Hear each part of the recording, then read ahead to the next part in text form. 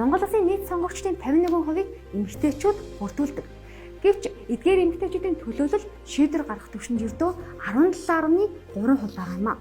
Энэ нь дэлхийн дундчтай харьцуулахад 7.6%-аар бага үзүүлэлт юм. Бид судалгаатай уялдуулан иргэдээс эмэгтэй ус төрчдөөс юу хүсэн хүлээдэг талаар асуухад иргэд ч мөн адил дээрх судалгааны дүнтэй адилхан их хүлээлттэй байдаг гэдгээ хэлээд байгаа юм а. Өөрөөр хэлбэл эмэгтэй ус төрчдийг иргэд төгс байх ёстой гэлээ. Эмэгтэйчүүдтэйгээ тэгвэл эмэгтэй хүмүүс арилгах ёстой. Тэрэн тал дээр арай их хэмиг давмгаа илүү хуулийн их арай гаргаж өгөх ёстой. Эмэгтэй хүндүүгээ чиглэлдээ тавьж, эрэгтэй хүндүүгээ чиглэлдээ тавьж ямар нэгэн байгаа зүйлийг нягталж ард түмнээс асууж тэрний үүргийг гүйцэтгэх ёстой. Өргөх толгоос эмэгтэйчүүд яаж амьдраад байна? Хөөрхөн амьтад тэд нар л амьдралыг авч яваад байна шүү. Эмэгтэйчүүдийн бол бүр дуурахгүй гарч ирэхгүй. Та нар мэдчихэл байгаа шүү дээ. Янз янзын өвч ирэхэл янз янзын болж гарч ирэх юм байхгүй. Эмэгтэй хүн бол шүү дээ илүү сайн мэдрэх ёстой. Тэгээ эмэгтэйчүүд бол илүү юу яах хэрэгтэй.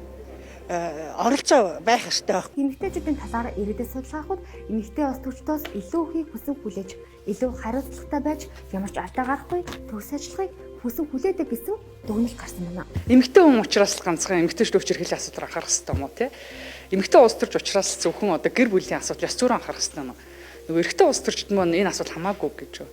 Тэгэхээр эмэгтэй хүн учраас та энэ асуудал шийдэх хэрэгтэй анхаарах хэрэгтэй гэж байгаа нь өөрөө гендерийн хувьд ус төрч рүү ташаа хандлага, ташаа ойлголт юм дээр тулгуурлаж илүү ихийг нэхэд төгс байхыг шаардаад байгаа нь сонгогчдын энэ гендерийн талаарх мэдлэг ойлголт сул хангалтгүй байгаатай холбоотой. Эмэгтэй ус төрчийг бодлогын асуудал, үзэл бодлоо илэрхийлэх зэрэгт нь гол анхаарал хандуулж ярьж байгаа асуудалд нь анхаарахаас илүүтэй бие эрхэн авч явж байна вэ те бусдад яаж харилцаж байна, ямар хувцас өмсөж байна гадаад визуал имижүүд рүү сонгогчд маань илүү анхаарч байдаг. Энэ нь нөгөө улс төрийн боловсролдог сонгогчдын ерөнхий боловсролтой их холбоотой. Түүнээс гадна ер нь олон нийтийн дунд, иргэдийн маань дунд яг гिचлэгэн хоёр хүн байхад нэгэнд нь онцгой ач холбогдолж түүнээс нь илүү төгс төгөлдөр байхыг алдаа гарахгүй байхыг улс орондоо илүү зөвлөл хийхийг шаардж байгаа явдал нь гендерийн тэгшвэс хандлагын энэ л илэрэл.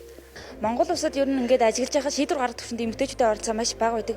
Жишээ нь одоо Монгол улсын хэмжээнд эмэгтэй одоо аймгийн засаг дарга нар байдаггүй. Түүнчлээ одоо яг байнгын ороонуудын даргуудад жишээ нь эмэгтэй одоо даргууд маш цөөн байдаг.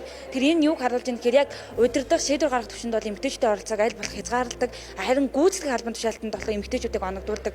Тэгэхээр энэ бол бидний одоо эмэгтэйчүүдийг удирдахдаа мууч гэдэг юм эсвэл бусдыг ингэж зохион байгуулах чадвар муудаг гэж хардаг тэр уламжилт хандлагаас үүдэлтэй авах гэж бодож байна. Бас ийм уламжилт нэг зүүр үгээдэг тэрний юу гэхээр ир нэг алдаал үздэд эрэг нэг нураал үз гэж зүүр үгээдэг. Тэгэд энэ яг эмэгтэй хүн дээр үйлчлдэг. Жишээ нь эмэгтэй гишүүд одоо нэг алдаа гаргахад тэрнийг маш ингэ шүүмжлэлтэй ханддаг хэрнээ яг тэр алдаа эрэгтэй гишүүн дээр хэд хэд удаа тавтагдаж яг хэвэн зүйл юм шиг ингэж авч үздэг. Тодорхойлбол одоо эрэгтэй эмэгтэй гишүүдэд тавьж байгаа тэр шалгуур өөрөө яг ижилхэн байх хэвээр. Эмэгтэй хүнд хоёр дахин өндөр шалгуур тавих биш харин ижилхэн шалгуур тавиад эхлүүл улс төрийн оролцоо нь илүү нэмэгдэх боломжтой гэж би бол харж байна. Дэлхийн банкны хөгжлийн судалгааны группээс хийсэн 2011-2012 онд 12 онд хийсэн судалгааны үр дүнгээр эмэгтэйчүүдийн тоо 8%-аар өсөхөд авилгын индекс 24%-аар буурдаг. Авилгын одоо үзүүлэлтүүд буурдгаа гэдэг ийм үндслийг бол олж илрүүлсэн. Тэгэхээр шийдвэр гаргах түвшинд эмэгтэйчүүдийг ихээр сонгож томилж ажилуулах явдал нь тухайн улс орны ядуурлын түвшин бууруулах, авилгыг бууруулах зэрэг хэрэг өр нөлөөтэй болсон тогтоогдчихээ.